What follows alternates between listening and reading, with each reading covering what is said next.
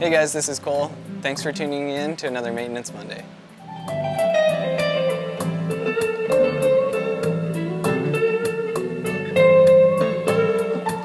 Today we're going to cover how to remove your front and rear wheel on a mountain bike, and it does apply to almost any bike on the market. To remove your rear tire, you will want to put the gears in a certain location so it's easier to put it back on.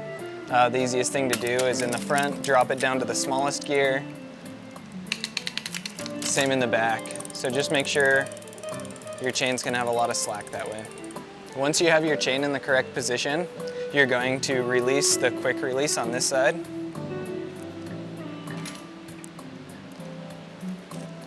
And then pull back on the derailleur, pulling the chain away, and then the tire will just drop right out.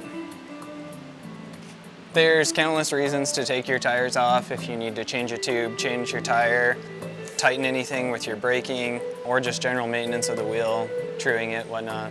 It's a great skill to have, being able to take the tires off the bike.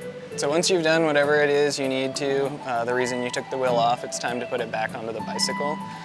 What you'll want to do, make sure that you're lining the rotor up into the caliper when you put it on. Don't jam it in there or it can get jarred and kind of scratch the bike up and mess up the componentry. So what you'll want to do, just like what you did before, pull down on this, get some room on the chain, set the chain on the smallest cog in the back because that's where we left it when we took it off, and then you just slide it up and in. Just ensure that when you're putting the skewer through the back tire that you do have the bicycle on the ground, as you will need even pressure applied on both sides of the chainstays to make sure that the tire is straight in the frame. By holding the other side and spinning it, that's what's going to determine the tension of the skewer. So like I was saying before, there are several different types of axles. Some of them are going to be called through axles, which isn't the skewer design, which will compress and pinch the tire in.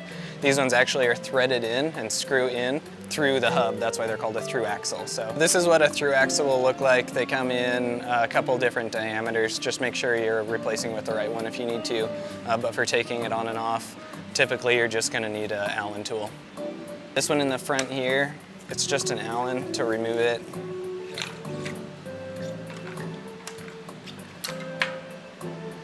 So again, when you're putting your tire in on the front or rear, if you're running disc brakes, just make sure you're lining the rotor up with the caliper so you don't jam it in there.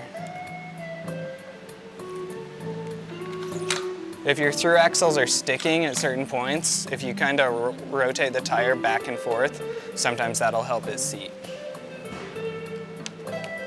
So you always want to go through, if there's a torque value in Newton meters on any of the bolts on your bike, you're going to want to use a torque wrench and torque it down to spec. So again, kind of the key steps are just making sure your chain's in the right spot, making sure you line the rotor up in the brake calipers when putting it back on, and then the biggest thing is just determining what kind of axle you have to know how to put it on or off. If it's a through axle, it's going to be threaded, so you're going to be tightening and torquing it down. If it's a quick release skewer design, it's going to pinch in and kind of hold it. So again, that's how to take your front and back tire off of your bicycle. Thanks for tuning in to Maintenance Monday, and we hope to see you again soon.